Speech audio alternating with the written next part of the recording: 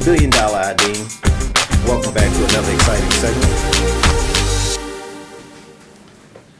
Hey, you're back here on the podcast, $1 Billion Idean. Jermaine Johnson, the $1 Billion Idean, your host, along with my other host, Brandi Skinner. And we're so glad to be here with you as we do this podcast. As we always say here, $1 Billion Idean. Your business, my thoughts. Let's build a business together from the ground up. Today we have the unfortunate opportunity, but fortunate to be able to bring and talk to you guys continue to talk about business. But today, as we're recording this, a very famous person to the world, to the community of music, to pop culture itself, has passed away. Prince Rogers Nelson. I was definitely a fan of him and his body of work. Brandi, you? Yes, I love Prince. You did love He was Prince? awesome. That's what's up. Are you a real Prince fan? I am. That's good. Now watch this. I bet I know her answer, but what's your favorite Prince song? Purple Rain. I knew she was going to say Purple Rain. She's definitely not a Prince fan. She knows who Prince is. It's like, no, we all really send shots out to Prince. But that kind of segues into what we talk about here, $1 Billion Idea, creating your own business, which Prince did. Yeah. Your own brand, which Prince did. And a source of wealth that can be passed on. And Brandi directly, she works in that line of the field. Let people know a little bit more about what you do, Brandi, that help them in unfortunate situations today that Prince had. Well, what I do is help teach people, how to build financial wealth for their family, and then also how to properly protect their family by putting proper insurance in place. And so that's so major because most of us don't have a $300 million estate that we can leave to our family. But through having the proper things in place, you can have money that you can leave behind to take care of your family. And you know what? It's so great we have Brandi hosting with us because, now I don't know if this is true, but I'll ask her because she's the pro. Like you said, Prince Rogers Nelson, Prince as we called him. Rogers Nelson. Prince, the whole whole government. Name. Give him the whole government. Gotta give that man everything, man. His last right. What's his social? Purple. Prince, like people in the position of Prince, and I'm not talking about, people have different definitions of wealth. That's something we need to talk about too. But like some people think that they got, whatever number. Just say for instance, if they had $100,000, they think they're rich. That's what we call a different type of rich. There's a word for that. What word is it? Hood rich. Okay. $10,000. Some people think they hood rich. Lead check. Yeah. Okay. Lead check. Oh, so you Okay. talking about lead checks? Usually in Baltimore City, they get those lead checks anywhere between 90 to 100,000. If they hold out a little longer, they might get that 150. But if they really hold out, they get that million. But they can't hold out, so a lot of them get that quick settlement somewhere 90 to 100,000. But I'm talking about the fact that I guess my question was that I have a hypothesis about, but I think Brandi may be able to help me out. There are very often people in the position of Prince, very wealthy people. I'm not talking people that have 30,000, depends on who you are. 30,000 may be nothing, but 30, 40, 50, people think, let's say even $1 million, but people who have massive sums, I'm talking about at least 20 million, 30 million or more, which I think most people consider to be rich. And there's some rich people who don't consider that to be rich either. That's like, you're just tipping that bird. But they don't have That's rich to me because, that's 30 rich to million? me too. That's rich to me too, even on the $1 billion Idea, that's rich to me. But very rich people in the position of, say, a Prince, they don't have insurance the way most people do because they already have a massive estate. Is that kind of true? True. Okay. They don't need it, right? Like, because the average policy, like, what do you see? Most people getting a policy to protect their family. The average so-called Joe. I can't really say what the average is because everyone's situation is different. Well, let me use a different word. Okay. The maximum you'll typically see someone do. I can't use that either because everyone's situation is different. You may have 5 children, and if you're no longer here, it may take $500,000 to $1 million to take care of those 5 children, and then someone else may have 1 child, and it may only take about $200,000 to take care of that child to replace your income. And so I think life insurance, people think of it as a way to for you to be buried. It may be a few dollars left over. Right. And so I think that's a misconception that our people have because it really is there to replace your income. Right. And so income replacement is so important because if the breadwinner is not here, then that money still needs to come through the household. That's very true. So average funeral costs, I guess you might say this depends on how much you want to spend, but or at least what, $10,000 to $20,000? Is that, say, a decent range that most so-called people? I know it's tough to give an exact number. I would say about 15 to 20. 15, 20. Okay, so 15 to 20. So people need to definitely have funds left over besides that, to take care of your kids, the wife, the husband, whoever it may be, your loved one, if you're responsible for contributing to or totally providing for. Why do you think people don't get insurance? I don't know. That's a good question. I don't know. I have no idea. I don't get it. Yeah. People don't think they're going to die? That's the one guarantee. I think a lot of people partially aren't educated about it, because the one of the smartest things I've ever heard somebody say, and it came from Facebook, because we live in the world of Facebook now and Instagram, different places. One young lady, I believe it was a young lady, said that if you pay $60 to $100 every month for a cell phone bill, right, surely you should pay $60 to $100 a month, or whatever the amount is for your insurance. You should be able to make a monthly payment for that. And we don't prioritize insurance. We don't prioritize a lot of things, and one of the things is we have a broke mentality. So with that mentality, we prioritize things that bring us no value, and so people don't think they need coverage because they don't feel like they're going to die. Right. But going back to Prince, one day he was healthy, and the next day he was no longer here. And so you never can work on the assumption that I'm not going to die. Right. Because it's just simply two things are going to happen, guaranteed. Someone's going to pass away, or someone's going to have an emergency. And mortality. And you know, you're here watching the Billion Idean Podcast, and what we always like to do is, you know, promote you to do things that are going to help you. One, start a business, build a business, pass on a wealth and inheritance to your family members, to whoever's important to you. And I want to talk about a whole nother element of leaving a legacy behind. I recently went to 2 funerals. And the one thing I thought about, it was one guy I was in business with. We weren't business partners, but he worked in the office with me in the mortgage industry. And he was young, and I was sorry to see him go when I got the call. And what I thought about, and this guy, you know, he was a hustler, but not just a hustler in the sense of like just doing a bunch of stuff, but he was good. He was a good business guy. He just had that drive in on multiple businesses. And the thing I thought about as I sat there in the chapel looking at his obituary, I was like, wow, all these things that he's doing. And I'm sure he wanted to do even more. And it made me think about scalable. Like, we never know when we're going to go. And I think he had an illness or whatever. And he was a young guy, like in his 40s, early 40s. And well, young to some people, but if you're a kid, you know, you think we're old when we get near 40 or something. But we are old. We are old. Okay, yeah, we are old. Close to 40 years. We are pushing old. it. Okay. Pushing it. We are old. We are old.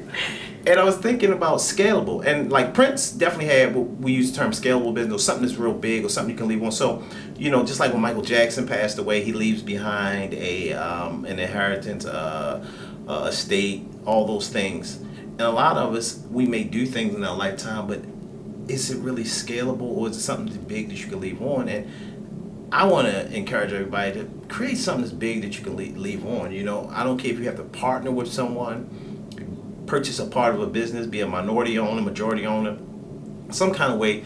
Live your truth, make your business come true, make your ideas come true. And we're talking about the personal component, but talk about the other component too, because that's what we talk about as the Billion Idean Podcast, about building the income. Wow. You know, I was listening to my coach, Lisa M. Jones, give her a shout out, the other day. And one thing that she said that we don't realize is that we're renting our income. When you work for someone, you're a renter of your income. And so if you're not supposed to, people tell you not to rent an apartment or a house for 30 years. Why are we so conditioned to rent our income for 30 years? Because what happens is that we're renting our income 30, 35, 40 years, and when we die, the income stops. And so we haven't created a legacy to leave on to our loved ones because we don't own it. And so it's so important to be in a position or create something where you own your income versus renting your income, because I know that I never, ever, ever, the 9 to 5, I never, ever, ever want to leave that to my children. Right. Like, I don't know how many people will. If you're a correctional officer, would you want your children to inherit that same job? Yeah. If you're a secretary, would you want your children to inherit that same job? And 9 chances out of 10, the answer is no. That's correct. But if I build something and it generates a $20,000, $30,000, $40,000 a month income, is that something that I want to definitely leave to my family? I think you definitely do. And so I want to be in a position where I own my income, so if I am no longer here, the income never stops. That's a great point. And you know, what you were saying, your coach told you. I thought of a concept before too. Is when you are an employee, kind of the same thing she's saying, but I flipped it a little different. You're actually a creditor because what you're going to work for those 2 weeks, 3 weeks, however you get paid over monthly, believing and hoping they pay you. Kind of like when they give you a credit card, they hope that you're going to make that payment. They let you go out and charge everything that you want and hope that at the end of the month you're going to make the payment. Well, you're really a creditor because what you're offering is this labor in exchange for ransom, paycheck, hoping they'll pay you. But I'm sure there's plenty of people out there who went and almost wanted to pull out a gun and fight with somebody because they didn't get paid, because they've extended that credit. But when you put yourself in that position to create your own business, and we understand that having a business is not for everybody. So some of you are just eavesdropping on those of us that are going to be movers and shakers and are movers and shakers, while the rest of you are just, we need you to work for us and we salute you. And we want you to press share and share the podcast and let the other people who want to be business owners and wealth creators and brand owners and label owners and those who are going to do. But we truly realize it's not for everybody. But for those of you who it is, the time is now. Create your own business. What do you find most rewarding when you're doing it for yourself? How does that feeling feel versus where, from this time to that time, I have to do this?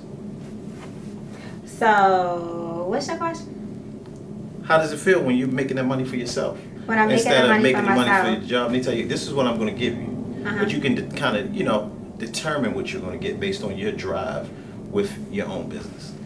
It feels good because what happens is that it's only 4 ways to make money. 4 legal ways to make money, because we all know we'll cover the 6 ways. We'll cover the legal ones right after to make money, and you're either going to be on the right side or the left side. Okay. And on that left side, you have your employee and you have your self-employed. Okay. And as an employee, you put yourself in a position where you only get paid for the position. You don't get paid for what you're worth.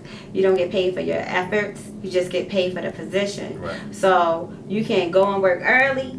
You can leave late. You can take work home. You can stay up at 3 o'clock in the morning getting it done. Right. And if your pay is only $10 an hour, you're going to get $10 an hour. That's it.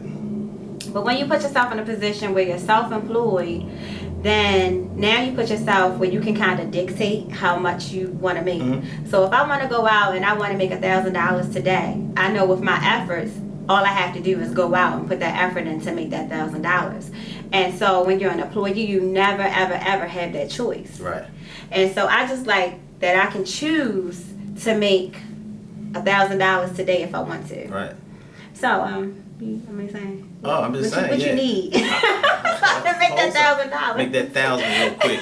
Like when you talk about Pretz, in that same vein, because we talk about that concept, he go out and he'll print up initially, let's say 500,000 records, and if that demand goes, they print another 500,000. And speaking of business, Prince was one of the first people to fight the record companies on the big side. Like, some people say they're independent, but Prince was the first huge name artist to say, I'm not going to do this. If you remember that whole phase that he went through where he was the artist formerly known as, that was all about him having share and ownership. And that shows you something. He was wealthy when he did that. But when you come into that awakening about, it's not limited about how much money, but it's about your mindset. He was making millions and millions of dollars. But he saw how much more he could make, how much ownership he could have. He realized, as people use the term, he was a slave to the record companies. He was a slave. Now, you can be a well-paid slave, like athletes, but at the end of the day, you're still a slave. If someone else is writing a check for you, you're still a slave. If you aren't receiving an invoice or some type of checking, you're in some format of slave. If you aren't controlling it and someone can buy you off, trade you off, you're still some form of slave. There's nothing wrong with being a well-paid slave, but some people want to, as everybody uses the term now, boss. Everybody wants to be a boss, so you want to be, I like an entrepreneur, a business owner, a partner, any type of format. We're just telling you to do it. That's what we do here at the $1 Billion Idea. Your business, my ideas. I think Brandi hit on something real good. You must build for your family. Definitely. You have to. Because if you don't do it, who else will? Like, you have to fight for the name on the back of your jersey, or... I like that. Fight for the name. You have to. Skinner. Okay, yeah. I saw that back there. Don't forget Skinner. But you definitely have to fight for it. And one of the things you said, which was so important, is that we look at people who are wealthy, right, and we look at athletes, and we look at artists, and at the end of the day, they're employees. Yes, they are. They're employees. They're on that left side. Well-paid, bottle-popping employees. And your Uncle Roscoe that owns a truck that paints, he's not a business owner. He's self-employed. He can get paid a little bit more than that employee, but he's self-employed. And so the goal is for everybody to put their mind and their focus in place. So now you can either go on the right side, which is that business owner side, which is that investor side. Because as a business owner, you put yourself in a position where you don't have to work to get paid. And as an investor, you get paid while you're sleeping. Y'all hear that? Great smile and great information. Y'all getting the best of both worlds, all from one lady. Brandi Skinner. Skinner on the back of the jersey. Hey, listen, we appreciate you joining the $1 Billion Idean Podcast. Please share with friends, family, and folks you don't know. We're available on SoundCloud and YouTube. As always, $1 Billion Idean. Let's build a business together from the ground up. Is that it? We out. We out.